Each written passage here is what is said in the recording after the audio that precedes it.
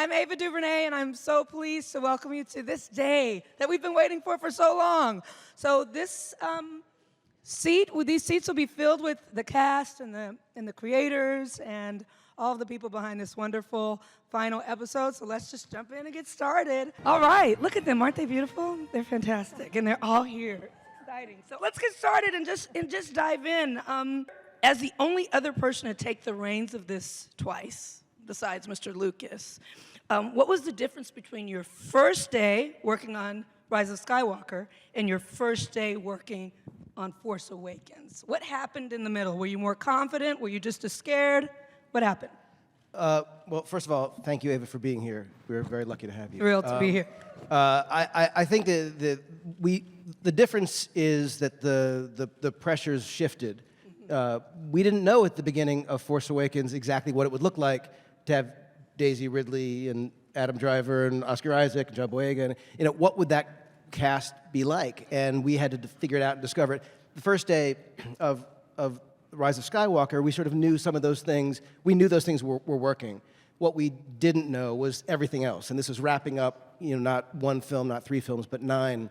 And so the responsibility was significant, and the movie, this is a pretty big picture. The scale of the movie is pretty enormous, and we knew that none of that would matter, none of it would work if you didn't care deeply and track with the people. So the most important thing, the people, we were good with. We knew we had this incredible cast who I think have gone above and beyond anyone's expectations and are truly spectacular in the film.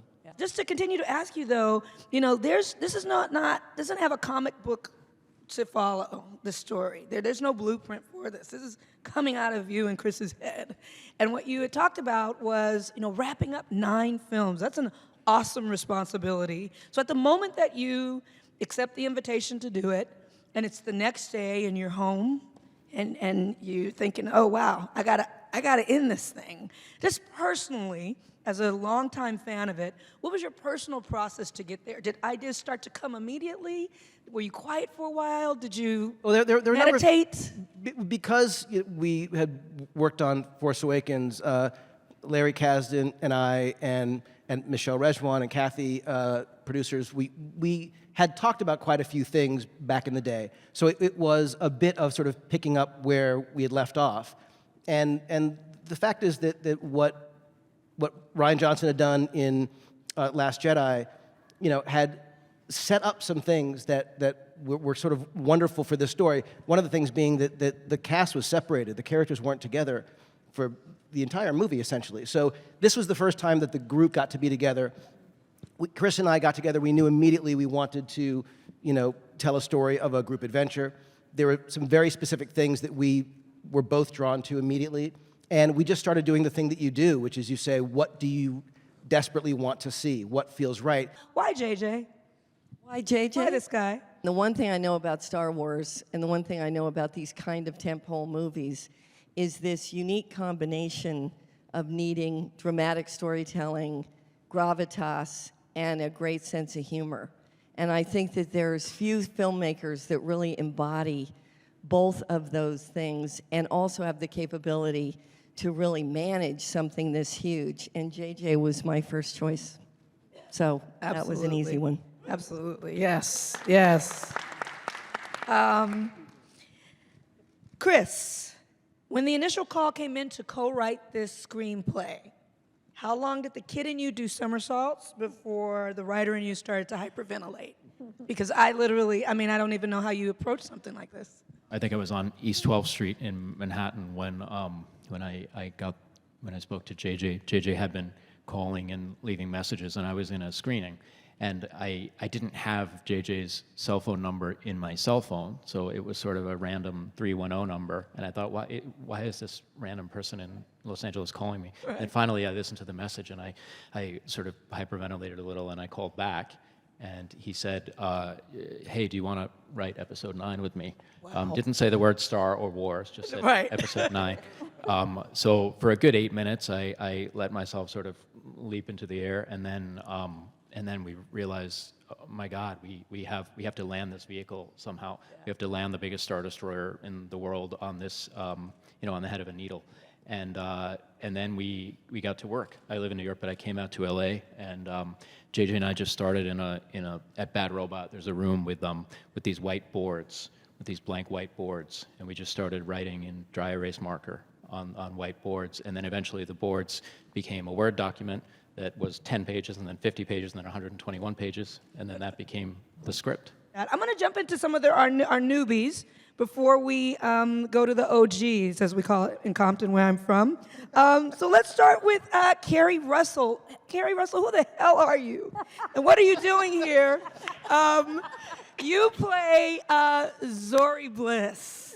And I just have to tell you, love her. I mean, love her. She's hot. She's badass. From the moment you see her, I just wanted to see more of her. Can you tell us a little bit about her? How did you approach her? And did the anonymity of being masked as an actor add something new for you to play with? Definitely. No, JJ called me or emailed me and said, "Do you want to be in Star Wars?" And I was like, yeah. And, but then he told me about the idea about the mask, and yeah, personally, I love the mask. I mean, that's my fantasy dream sequence, that I can see everyone in this super tough version of myself, costume, and no one can see me. I mean, that's my dream. It's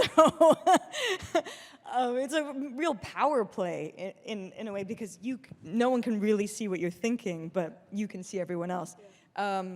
But yeah, it was amazing, and I've known JJ for so long, and I just feel like we have a shorthand, and we speak the same language in a way, and I just feel like JJ got to finish a piece of history in a way by getting to do this, and he did such a great job. He really did.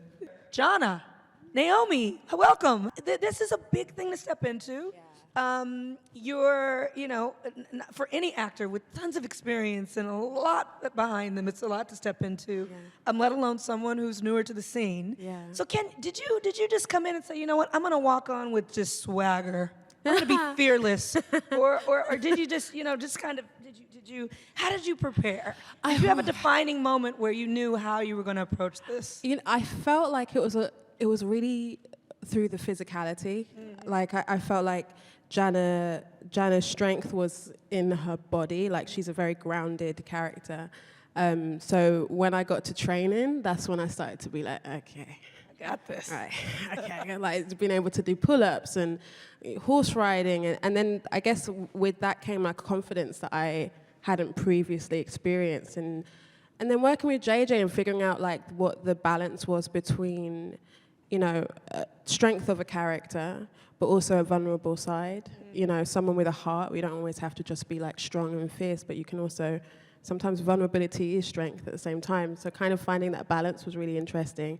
And I feel like we found it by the end. I mean, literally, and also, like, because we watched it yesterday, I'm not being funny, like, I left it, like, my heart was beating so hard, and it's the most visually beautiful thing I've ever seen. It makes you feel like a child, and there was an element of feeling like a child on set that, I mean, it's like the whole cast allowed that to happen, and JJ was the one who allowed us to be here, so yeah, very grateful. Yes, well done. Kelly Marie Tran, you're back.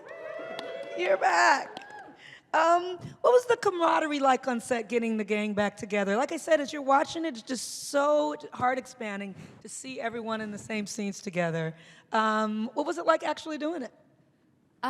It was really wonderful. I think that from the last film, there seems to be such a, bond between everyone. And then also the new guys. Like, everyone just feels, it sounds so cheesy and so cliche, and it is, but it truly feels like everyone's a family, and we're all just there to have fun and be part of something that's so much bigger than us as individuals. And that's a really cool thing to share with people, so.